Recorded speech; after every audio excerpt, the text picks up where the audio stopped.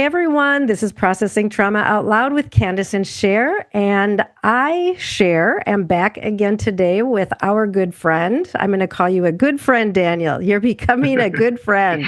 Yes, thank I you. foresee many more conversations with you Mm, on the podcast and actually personally too. As we mm, talked last week, I have just several things that I would like to talk mm, further with you about. But mm. Daniel Herron is here with us today for part two. And Daniel, just tell our listeners a little bit about who you are and how they can get in touch with you. Yeah, thank you. I call myself a healing guide and a trauma and transformation coach. And so what I do is born out of my own story, is journeying with people through their stories to find the root causes of behaviors, or symptoms that are keeping them stuck in a place of suffering and pain. And how do you release that? And how do you walk through that with people? And so it's a combination of story work and parts work, and then my own model of what I call to be human. So learning to be human. And so that's what I do. And you can reach me. Probably the best way is through my website, which is musathewild.com. My middle name is Musa because I was born in Kenya, and that's Swahili for Moses. So MUSA, musathewild.com. Or you can email me at musathewild@gmail.com. Thanks, Daniel. One of Yeah. the things that drew me to you right from the beginning with such curiosity was this name, Musa the Wild. And I've been going through a lot of Dr. Clarissa Pinkola Estice's works. Mm. And the first one that I encountered was Women Who Run with the Wolves. Oh, And yes. I love that. Yes. it's all about finding these wild aspects of who we Hmm. are. And in other words, our alive Yes. humanity. And Yeah. so when I saw your name, I think right away I was like, oh, I'm really curious about that name. And I love Yeah. how, and we talked a little bit about this. Maybe this would be a good place to start. Yeah. That Yeah. you have redeemed the name Wild. That's right. And it was Yeah. a place that was, and this is my word, you really didn't say this, but I feel like it's an aspect of who you are as a human that was Hmm. cursed. This wild nature, and Hmm. you were given the name the Wild Child. And Hmm. I wonder if that would be a good place for us to just start today. Oh, I think Yeah. actually first I'll just give a little recap from last week Okay. Yeah. when we talked about what does it mean that we have gone away from being able to be human, and that when we lose these aspects of our humanity, and we talked particularly about the ability to feel, the Hmm. ability to access our emotions, and that when we are not able to express ourselves emotionally or feel our emotions, we are caught in these places of deep suffering. Hmm. And so we talked about what does it mean to not be fully alive as a human, and then how do we come back and reclaim some of that. And so if you didn't Hmm. hear us last week, go back and listen, because that sets the stage for where we're going today. But yes, now let's come Hmm. back, Daniel, to this Hmm. this name Hmm. of that was given to you as being the Wild Child. Hmm. Hmm. Yeah, what you just said is a really important concept, in the work that I do with people. The word reclaim. So to reclaim something that was put on us as a negative aspect of who we are, that really pushes us away from the essence of who we are. When we can reclaim those places inside of us, we gain back a power that was taken away from us, which is what we were designed for. That power that we were given is something that we were designed for, designed by God to give to other people, which is an aspect of love. And so to reclaim that word wild for myself is really the redemption piece of my own story. Yeah. Yeah. So to be called wild when I was a kid, I was wild, I was out of control, I was rebellious. Those were all the names that were given with that. And the reality is that I was this hypersensitive, feeling, heart-centered boy, which was already kind of you're not allowed to be in our culture. And then my parents are missionaries, and so the image is the number one thing for them. They can't be seen as having a kid who doesn't behave, because then they are not allowed to be a missionary. You're doing God's work. Like what? So I think there was this real intense angst for them that was part of the reason why they punished me so harshly, was because that image piece of it was so necessary and important for what they were building. Yeah. Yeah. Mm. Yeah. And so what did it mean to you as a kid to have that name Wild Child? And how did that hmm cause you to turn hmm against your own Yeah. soul? Well, I believed them, because I think I didn't have any other choice. Hmm. And so I think like we are hardwired for belonging as humans. And so in order to belong, we have to believe our parents or our caregivers. We have to go with what they're saying, because if we say no to them, if we are risking our belonging. And so we don't have any choice as kids but to believe. And so then I believed them, and so then I begin to live that out. Like, this is who I am. I'm wild, I'm rebellious, I'm bad, I'm wrong, and I'm always constantly trying to change that, but I can't, because I'm trying to change the essence of who I am, but now it's connected to all these negative places. And so, for me, it was drugs and alcohol and things like that in high school, and then into college. In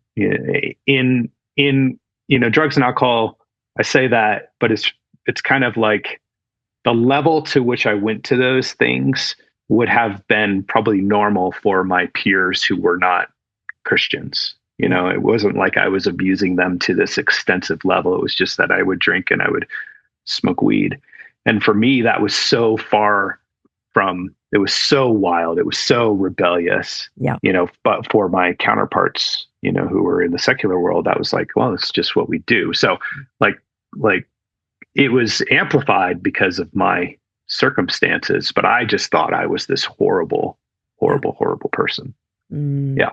So I lived that out. And so, to find out that this is actually the truth of who I am has been this long journey, that has brought me immense freedom and immense joy. Because what I've begun to understand is that wild is nature. It's our natural way of being. Like, wild isn't rebellious or out of control. Wild is actually the natural place that we're meant to live.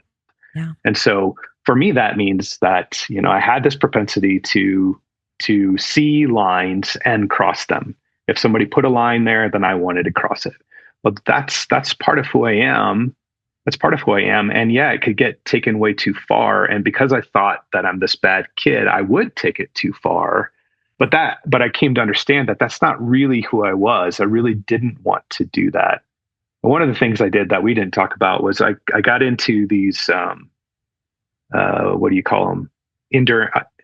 Ultra endurance racing. I got into that ultra Mhm. endurance racing. So I would do 100-mile, 24-hour races, 100-mile mountain bike races, things like that. And I, I'm fighting myself the whole time in the training for it and everything, because there's something that I loved about it, and then there's this thing that I hated about it. Mm. And so, like, one of the things that really changed for me was I trained for this huge 100-mile race called the Leadville 100. And right up, I told all these people that I was going to do it. And then right up, and like 2 weeks beforehand, it was when I was like coming to this identity crisis. And I was realizing that all of the stuff that I'm doing is not me. It's not who I am. Mm. And so I said, well, what's the hardest thing I can do? Go through with it, or not do it and then have to tell everybody that I didn't do it.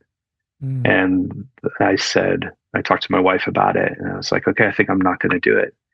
And she's like, are you sure? Like, yeah, I think I'm not going to do it. And so I didn't do it. And that was transformational for me, because it was like Mm, saying to that part of me, I'm okay in who I am. I don't need people to see me as this wild mm, person mm, anymore.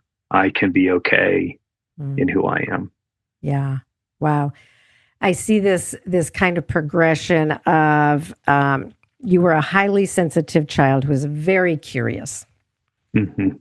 You were cursed with the name Wild, the wild Hmm. child, and then you turned against yourself and you said, in essence, you want to see wild? I'll show you Hmm. wild. But Hmm. it was there was contempt there, contempt for your Yes. own self, and maybe contempt for the Self harm, system. a lot of Yeah, self harm. Yeah. self harm, and it's like then you have done a lot of work to you had some breakthrough of just coming back to your humanity, Hmm. reconnecting with your emotions, Hmm. and then this process of coming to this place where you are now owning, I am a wild man. Hmm. And what does it mean to you now? You just gave us that glimpse of where you Hmm. kind of let people know, okay, I'm letting you all down.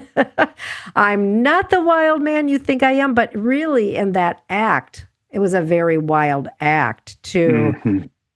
Yeah, to stand to be really true to yourself in that moment, exactly. which is really part of the definition of what it means to be wild is like how do we be true to who we are fully alive. And one of the things that you and I talked about is the largeness of your emotional capacity. That's part Hmm. of who you are now as a man who is wild, Hmm. and then navigating in a sense, like how do you find places where that is received and held. So I'm saying a lot here. I think what I want to ask you is this question: who are you as a man who is wild, Musa the Hmm. wild? Who is Musa the wild? And and what does that look like in the context of the people who know you and Hmm. relate with you? Hmm. Yeah. I think what people know is that they will be wildly accepted in my presence. Mm. So whatever it is that they're feeling or thinking, whatever questions they have, I have had to have that radical acceptance of myself. Yeah. And so that is something I offer. And actually, even before I had that radical acceptance of myself, that was something I was able to offer to other people. Mm. I all my life I've been routinely told that I'm telling you something I've never told anybody else. Why am I telling you this? I don't even know why I told you that, but that's happened to me all my life. Yeah. And so in some way that is a part of the essence of who I am, is Yeah. this expansiveness, the wild, and I think that is the wild part of me. It holds the depth of these wild places. And I think it's also the hypersensitive, is I'm used to big emotions inside of myself. They're there all the time. I'm used to big emotions. I'm used to the emotions, cycling from rage to ecstatic joy. I'm used to those kinds of things. And so when other people are telling me about their experiences, it's not an uncomfortable place for me to be in, because Yeah. I've journeyed with myself there. The weeping and snot filled and just hours of tears. I've journeyed with myself in those places, and so uh, I am not scared to go there with people. And I think that's a wild piece of Mm. who I am. Mm. It also means that I'm really counter to the culture of what it is to be a man. I think courage is to feel. I think courage is actually to be an emotional man. That takes more courage than being a man who is dismissive of emotions. Yeah. And I think that's the same for women, to be able to be who you are and be labeled as dramatic or over the top or whatever, but to be able to be yourself and who you are. It's what I encourage in my daughters, is to be who who you are, because that is the natural place. And that's free. That is freedom. So if relationships don't allow you to be who you are, then you should really say, okay, do I want to be in this relationship or not? Because that's where freedom lies, is you being able to be who you are. Mm. So I think I forget your question now. Yeah, no, yeah, me too. But I think, but I love what you're saying, and it's like it's really you're re-emphasizing what we talked about a lot last time. Is like this is the place where we are human. Like this Mhm. is who we're meant to be as humans, Yes. natural, normal. Right. But in our culture, it's so much of who we are in this emotional space is not allowed because emotions can feel dangerous to survival of ourselves personally and particularly to systems or Right. organizations. That's right. And Yeah. so emotions are often cursed because they're not easy to control and manage. Right. And I think you take that to the next step, which is not only is it our emotions, but it's our gut, our intuition, right?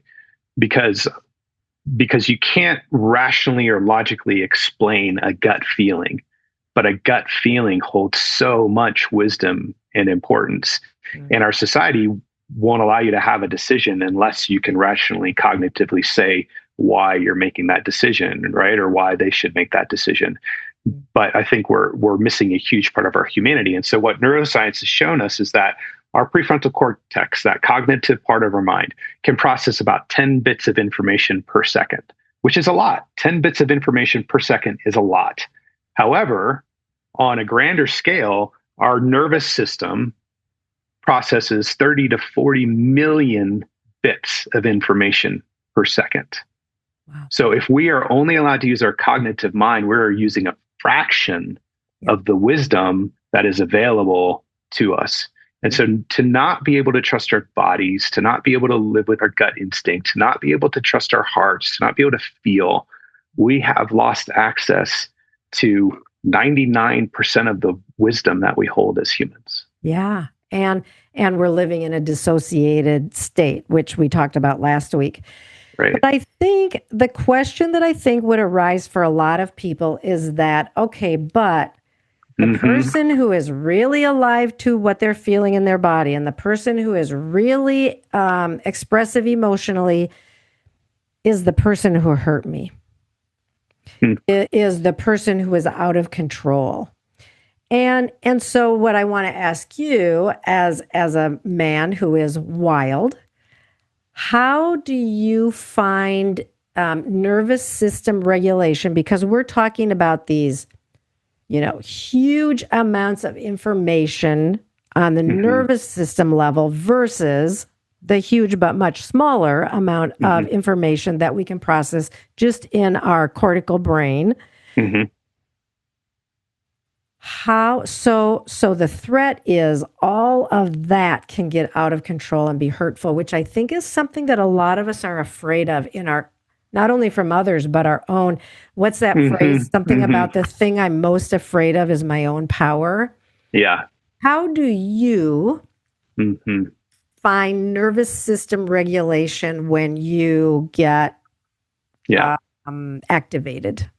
Yeah. It's a really good question, because I think this goes along with the misrepresentation of the word wild, because we are scared of the wild, right? We're scared of wild animals. Wild animals are dangerous. And so same thing, if I'm to label myself as a wild human, then there would be people that would say, okay, that's dangerous. You're a dangerous human. And the truth is, yes, I am dangerous. But there's a difference between dangerous and destructive. Yeah. And unhealed people are destructive with their emotions, with all of those big places of power.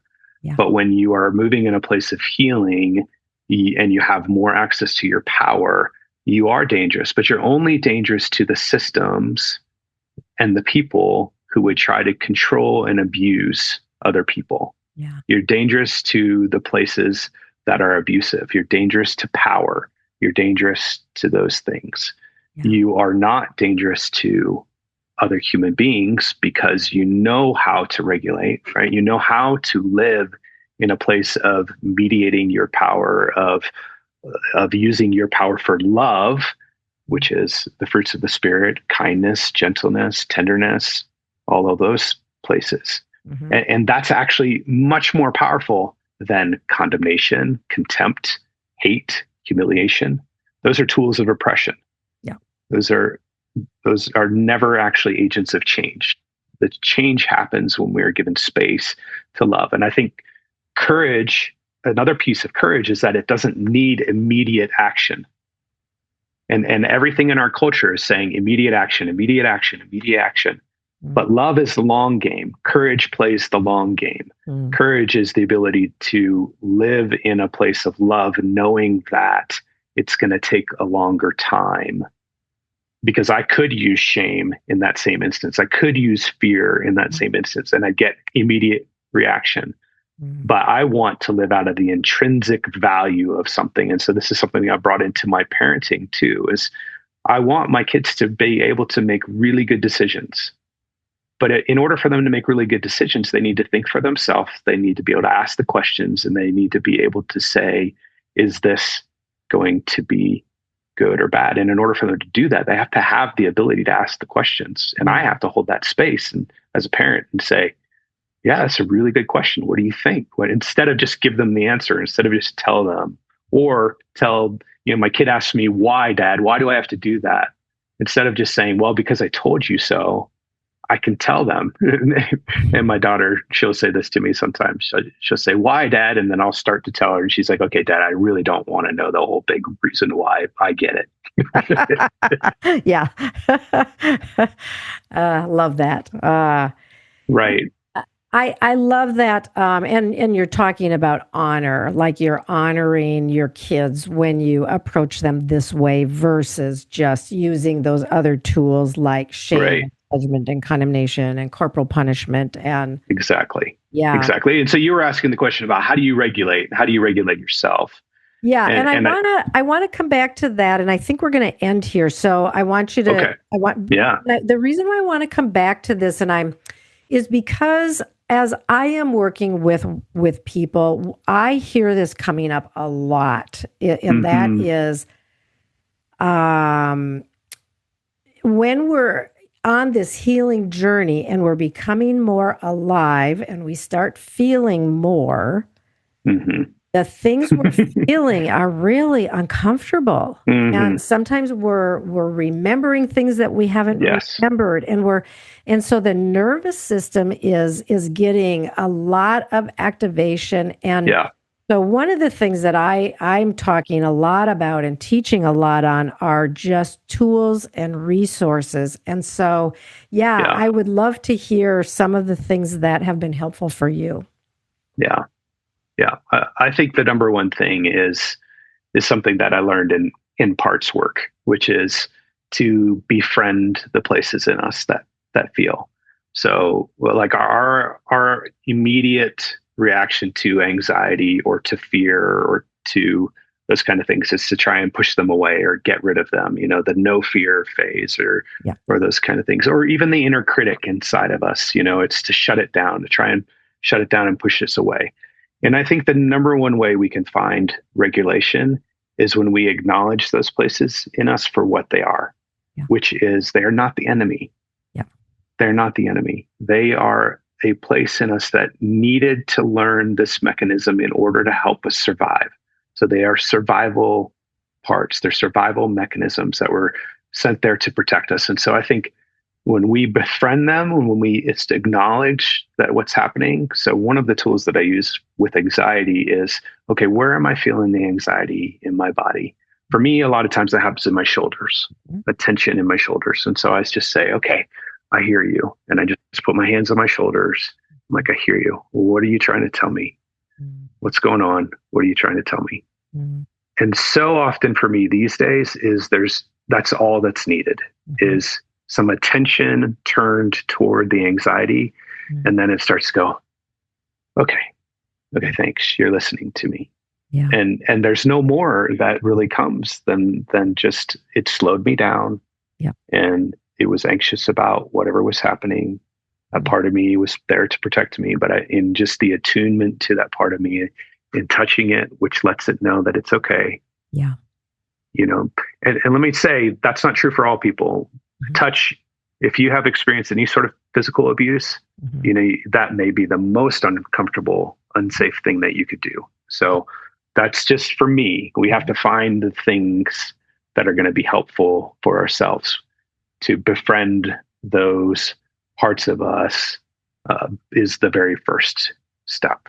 Yeah. To stop using contempt, judgment, self-judgment, self-contempt. When we continue to see the patterns of how we treat ourselves, and we're treating ourselves with what's wrong with you, to change that question to what happened? What happened to me here? What am I feeling? Where am I feeling it? And to give attention to those places rather than contempt to those places, I think begins its own kind of regulation. And I often tell my clients when they talk about how they're starting to feel more and how hard it is, I'm like, yeah. And that's actually a sign that you're healing, because now you're finally able to feel everything that you've held. This is the normal state of being human. This is what it is to be human. You don't need to be scared of this. This is okay. Yeah. This is okay. And it's intense right now because this is the first time you're feeling it. That intensity will go away over time. Yeah. The more you feel and accept it. Yeah. So true and so beautifully said. And I want to just also point out that one of the first things that helped you break through that wall to your emotions was touch, and that now you are able to offer that to your own parts. And I think that is just such a beautiful, such a beautiful That's thing. Right. Yeah. I have loved this conversation, Daniel, and I think that so much of what we have talked about here is exceedingly important because there's so many forces that are at work in our culture, in our world, in the systems that we're a part of, a lot of times in our own family, that still are working hard to keep us far from ourself, that are causing us to turn against ourself or to stay in these places of where we have been cursed.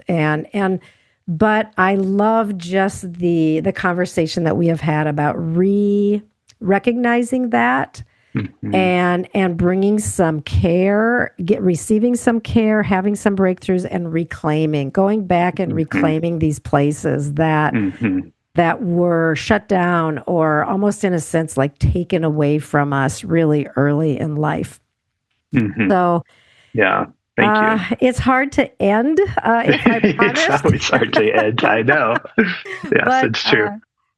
Thank you so much for being with us. I really appreciate so much your voice here. And we welcome our listeners to reach out and ask questions or reach out to Daniel directly if you would like to have a conversation. I would love that. Yeah. So thank you so much, Daniel. Really great to be with you today. Yeah, you too, Sher. Thanks for the invitation and the honor and the privilege to be here.